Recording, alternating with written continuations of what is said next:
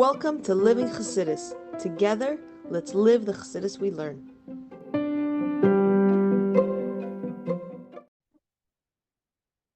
Good morning, everybody. Welcome to Chassidus in the morning. 15 minutes to change our lives. Kuntres in mind, we're going to start by giving tzedakah, gedol tzedakah shemakaros hageulah,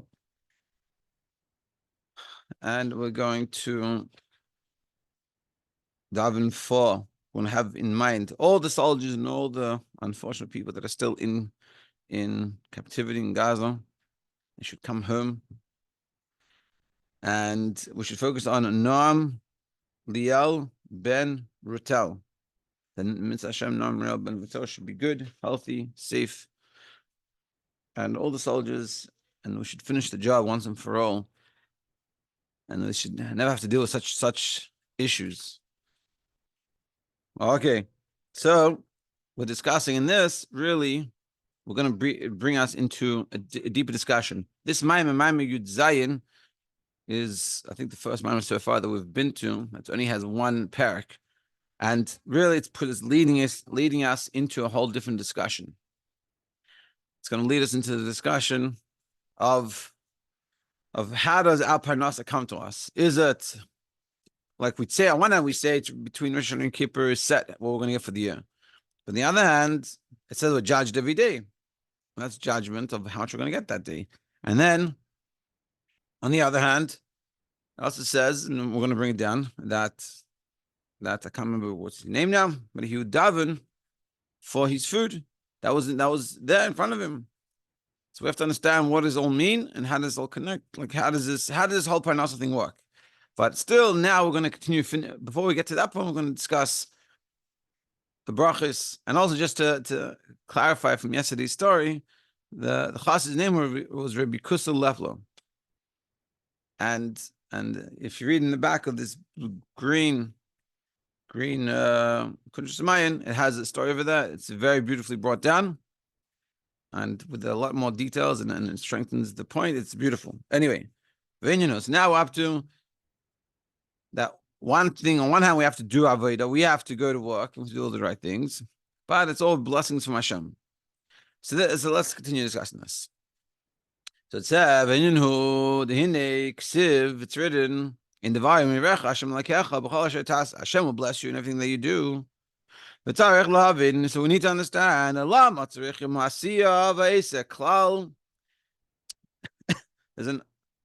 if we're going to be honest with ourselves, Hashem is the one, Hashem is going to bless you everything you do. The question is, why do you have to do anything? Hashem is going to give us the brachas, so what do we have to do? Since the bracha is coming from Hashem,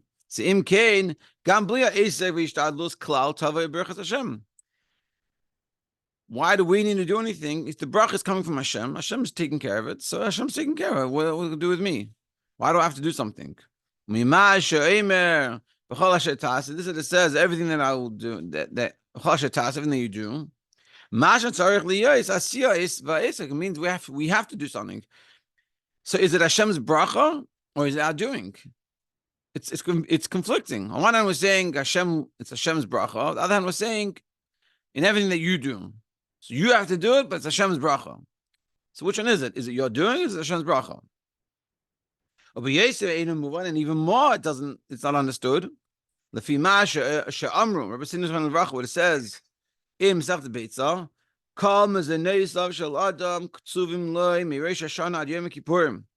all our sustenance, whatever we're going to get, all our parnasa, it gets set to us between Rosh Hashanah and Kippur. All that time period, that's the time where we set how much we're going to get for the year. And this is a discussion that we're going to have till Maimer Chaf Hey. So we've got a good 7 Maimarim on this discussion. So it's a deep discussion, and hopefully we'll be transformed through this discussion. So if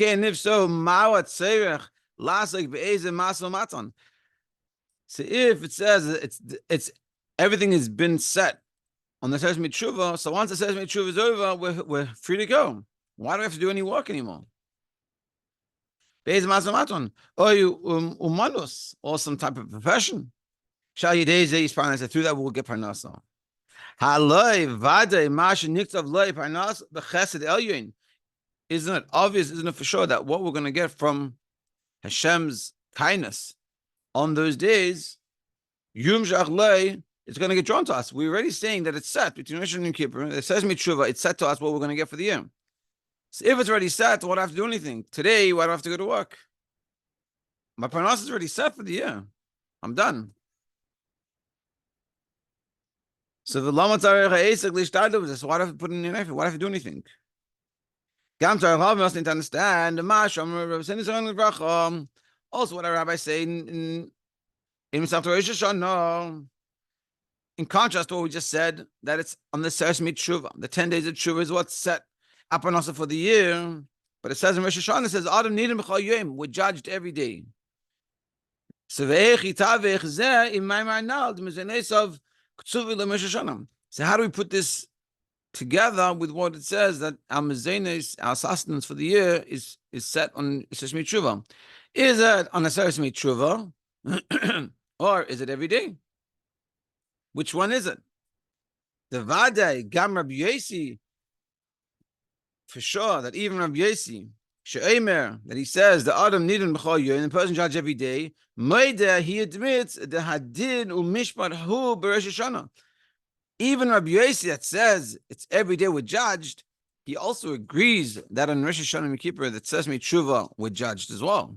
He's not saying that we're not judged then for the parnasa for the year.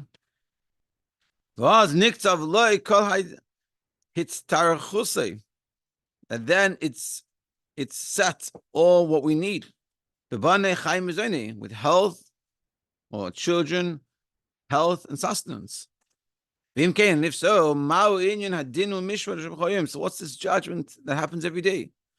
So for sure, we're saying for sure this says Tshuva does its thing. For sure, everything is set. The question is, what's the daily?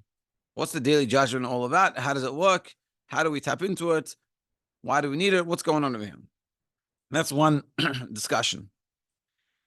And we also need to understand this that we ask every day. Al parnasa, everything we ask about our parnasa, Rafa'e, Rafua, we ask about health, parnasa, all these things. Isn't this already set by Rosh Hashanah? Like it's again on the Seres Tshuva, everything is set for the year. What we're going to have. See if it's already set. So why do we have to daven every day for it? We already have it. It's like 10 days a year. Collect all your money for the year. The rest of these you have to take it. What's the problem? It's right there. But Zayar is on. It says in the Zayar.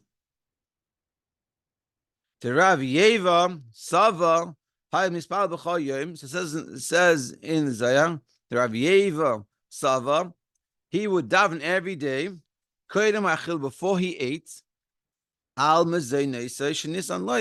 food that was given to him. He has food right in front of him, and he davens for it. It was already there, and he's davening for it. What's going on over here?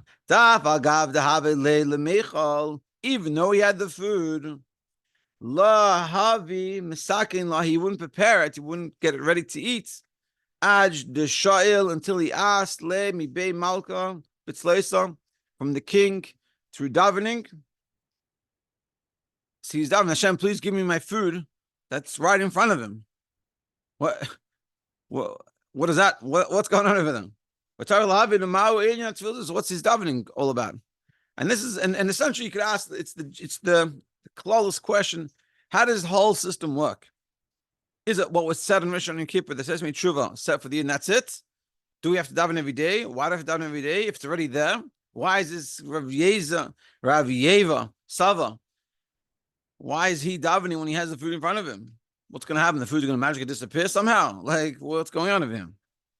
And these are the discussions we are going to discuss in the next 7 or so memorim.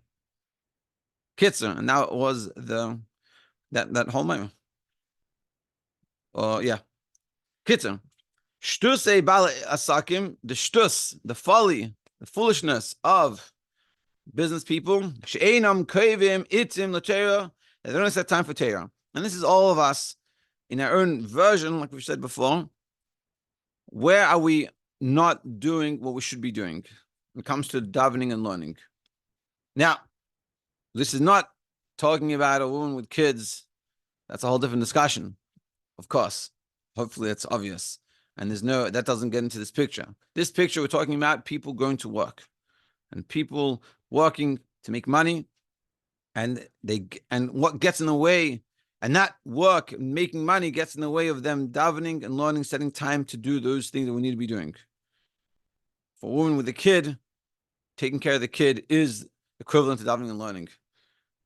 And you could say that version would be if a woman is not davening, is taking work home and not taking care of the kids properly. That's the same idea. You could put it maybe, I'm stretching it a little bit, but the idea is that we're saying that we should have time every day to daven and to learn, and the business should be able, the healthy mindset with business and work is that when it comes time to doing the things you got to do religiously, davening and learning, you're able to do it with the nuchas and nefesh, not thinking about work. And it's an avodah. It's not easy. I'm not going to say it's easy, but this is what we're saying. And we have to, and this is sort of the frame that we've been having. We have to walk and we have to recognize that it's to our benefit to be able to separate the two. And the problem comes up when we're not setting ourselves time to learn properly, which every day, especially if you have a husband, you should have time to learn Gemara, to learn halacha, and some chassidus. Some of them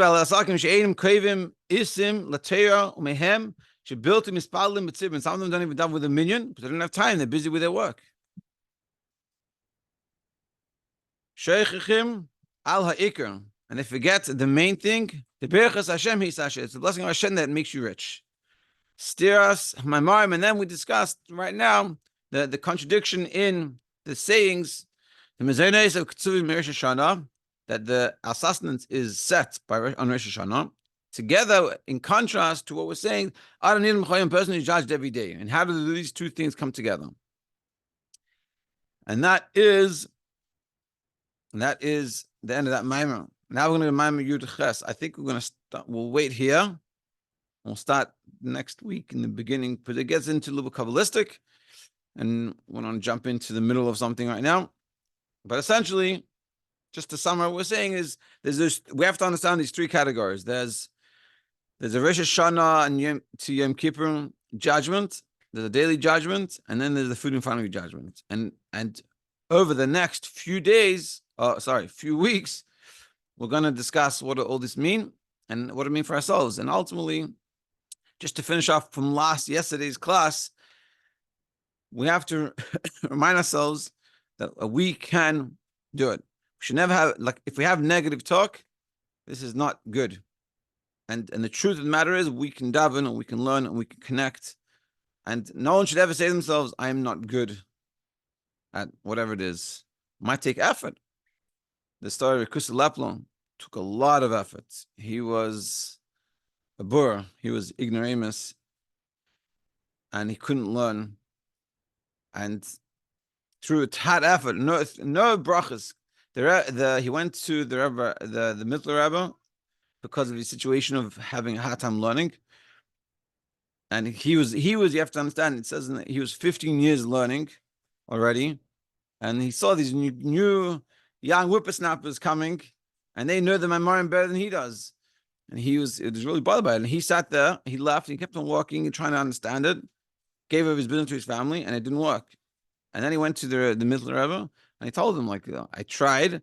I got the basics of the Maimon, but I don't really get the depth. And these guys he's been learning for a year, and he knows it better than me.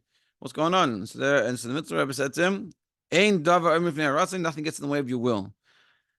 And he gave him a whole explanation on this. And Yisroel lovely said, fine, done. Told his family, I'm staying in Lubavitch. I'm working on myself. I'll be back. And he sat a good 3-4 months. And he toiled and he toiled and he toiled. And he changed himself. He should change himself to be a guy that could learn. And the deepest chassidus, Imrei Bino, which is one of the deepest chassidus that there is out there, was written for him. But that's how transformative he became. It's a very important lesson to all of us that we should never define ourselves anything negative, and we should know that sometimes we're not the best character judge of ourselves in the positive, that we could do a lot more than what we think. Mr. Hashem, by all of us, we should reach the heights that are possible and have an amazing day. Have a good day, everybody.